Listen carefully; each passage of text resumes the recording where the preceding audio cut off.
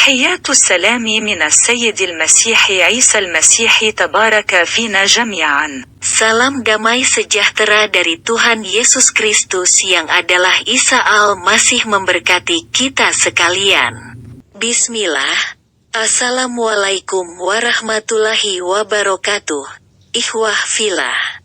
Saudara-saudaraku yang dirahmati Allah, insya Allah pada kesempatan ini saya akan menjelaskan tentang Kristen dalam pengertian Islam. Pemahaman tentang Kristen dalam Islam dapat direkomendasikan melalui beberapa dalil dasar, yaitu Al-Quran sebagai sumber pokok ajaran Islam, Al-Hadits atau Sunnah Nabi Muhammad sebagai dasar kedua dalam ajaran Islam, Ijma atau kesepakatan dari para ulama Khalaf dan Syalaf sebagai dasar tambahan. Agama Kristen itu, Islam menyebutnya dengan kata Nasrani atau Nasoro. Dalil yang paling mendasar ialah Quran Surah Al-Maidah ayat 82. Demikian bunyinya. Dan sesungguhnya kamu dapati yang paling dekat persahabatannya dengan orang-orang yang beriman Islam, ialah orang-orang yang berkata, sesungguhnya kami ini orang Nasrani atau Kristen. Yang demikian itu disebabkan karena di antara mereka itu orang-orang Nasrani atau Kristen terdapat pendeta-pendeta dan rahib-rahib kerana sesungguhnya mereka tidak menyombongkan diri. Demikian juga hadits Rasulullah yang disadur oleh Imam Bukhari dan Muslim, serta mendapat kesepakatan dari para ulama Islam baik di masa awal Khalaf dan di masa modern Syalaf, membenarkannya bahwa orang-orang Nasrani memiliki hubungan yang sangat baik dan dekat dengan orang-orang Islam sejak awal kemunculannya dan seterusnya dari satu generasi ke generasi lain supaya hubungan semacam itu dirawat dan dipertahankan terus-menerus tanpa batas waktu. Orang-orang Nasrani memiliki ciri dan akhlak yang sangat mulia dan Al-Quran pun menjunjung tinggi akhlak mulia itu.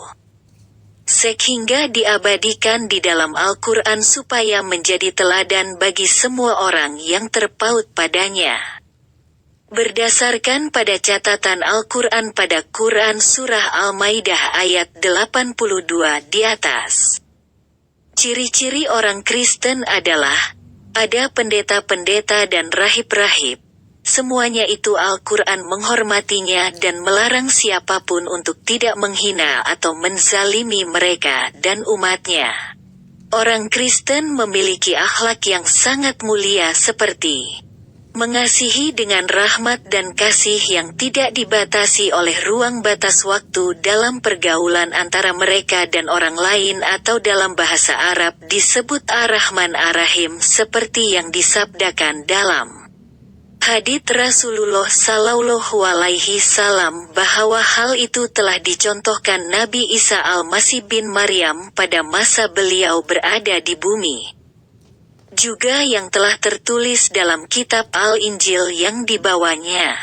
Contoh orang Kristen memiliki kasih yang sangat tidak terbatas seperti pada ajaran Nabi Isa Al-Masih Sang Kalimatullah, yaitu Isa Al-Masih bersabda, kasihilah Tuhan Allahmu dengan seluruh energi dan potensimu dan kasihilah sesamu manusia seperti dirimu sendiri. Tercatat dalam Injil Surah Lukas 10 ayat 27. Isa Al-Masih Sang Kalimatullah tidak henti-hentinya bersabda kepada orang-orang yang beriman. Demikian bunyinya, kamu yang mendengarkan aku, kasihilah musuhmu. Berbuat baik kepada orang yang membenci kamu. Mintalah berkat bagi orang yang mengutuk kamu. Berdoalah bagi orang yang mencaci kamu. Inilah bunyi firman Allah yang tercatat dalam Injil Surah Lukas 6 ayat 27-28. Demikianlah akhlak yang harus kita umat Islam ambil sebagai contoh untuk berakhlak dan menjadi rahmat kepada umat manusia yang lain di bumi ini, agar mencegah beragam konflik kemanusiaan atas nama agama. Umat Kristen tidak menyombongkan diri. Karena Al-Quran sendiri menyaksikan demikian sebab Isa Al-Masih Sang Kalimatullah mengajarkan bahwa kesombongan itu ialah ajaran Saitan bukan ajaran Allah atau Muhammad dan juga bukan ajaran Al-Injil atau Isa Al-Masih. Untuk mengalahkan Saitan, hanya dengan rendah hati dan tidak sombong seperti orang Kristen. Isa Al-Masih Sang Kalimatullah bersabda, "Marilah belajar dariku, karena aku lemah lembut dan rendah hati." Firman Allah ini tercatat dalam Injil Surah Matius 11 ayat 30. Sifat ini begitu penting dan sebagai pusat energi dari akhlak mulia. Itulah juga yang telah diwariskan Isa Al-Masih Sang Kalimatullah kepada pengikutnya dari masa awal atau umat Kristian awal hingga masa sekarang atau umat Kristian sekarang. Dan selepas dari 600 tahun kemudian, Nabi Muhammad mengumumkannya kembali seperti yang termaktub di Al-Quran. Kisah cerita yang saya pandang sebagai sunnah yang tak terlupakan hingga saat ini bagi sebagian umat Islam, yaitu cerita yang dikisahkan pada awal dakwah Rasulullah pada tahun 610 Masehi di Mekah. Yaitu hubungan Rasulullah dan orang-orang Nasrani pada masa itu sangat baik dan penuh keakraban. Pada tahun 615 Masehi, Rasulullah dan pengikutnya sekitar 80 orang mendapat penyiksaan yang sangat keras dari penduduk Mekah yaitu Arab Jahiliyah bahkan mengancam akan membunuh mereka semuanya. Allah Subhanahu wa Ta'ala kemudian perintahkan kepada Rasulullah untuk menghijrahkan mereka ke tempat lain yaitu Habsah atau negara Suriah saat ini yang pada masa itu dipimpin oleh seorang pemimpin yang beragama Nasrani bernama Najasyi atau Nejeb yang penduduknya mayoritas Kristen di masa itu. Para sahabat bertanya kepada Rasulullah, "Mengapa kita disuruh hijrah kepada orang-orang Nasrani?" Lalu Rasulullah menjawab, Allah yang perintahkan untuk hijrah ke sana karena orang-orang Nasrani itu menyembah Allah dan Isa Al-Masih bin Maryam menurut ajarannya, Ar-Rahman Ar-Rahim. Maka mereka akan menyambut kamu dengan penuh kasih sayang, rendah hati dan tidak menyombongkan diri. Maka turunlah ayat Al-Quran Surah Al-Maidah ayat 82 itu. Mari kita perhatikan bahwa sebelum Muhammad menjadi nabi dan berdakwah tentang Islam kepada kaumnya atau orang-orang Arab di Mekah, sebenarnya Muhammad tidak terlalu asing dengan orang-orang Nasrani atau Kristen di masa itu. Sebagai contoh, pada masa Muhammad berumur 12 tahun, pernah bersama dengan pamannya bernama Abu Talib, yaitu ayah dari Khalifah keempat, mereka pergi berdagang ke Syam. Di tengah jalan, keduanya berjumpa dengan pendeta Nasrani yang bernama Bukhoro. Kemudian pendeta itu memandang kepada Muhammad yang muda. Setelah itu, pendeta Bukhoro berkata kepada Abu Talib, "Anak ini yaitu si Muhammad ada tanda Nabi pada bahu belakangnya. Sebaiknya anak ini dibawa pulang saja. Karena ayahnya khawatir kalau orang Yahudi tahu tentang tanda itu pada anaknya dan akan dibunuh." Kemudian Abu Talib tidak meneruskan perjalanan niaganya dan membawa pulang si Muhammad keponakannya itu kembali ke Mekah. Muhammad pada umur 25 tahun dan sebelum menjadi nabi, Muhammad menikah dengan Siti Khadijah. Dan yang menikahkan Siti Khadijah dengan Muhammad ialah paman Siti Khadijah sendiri. Nama paman Siti Khadijah ialah Warakah bin Naufal.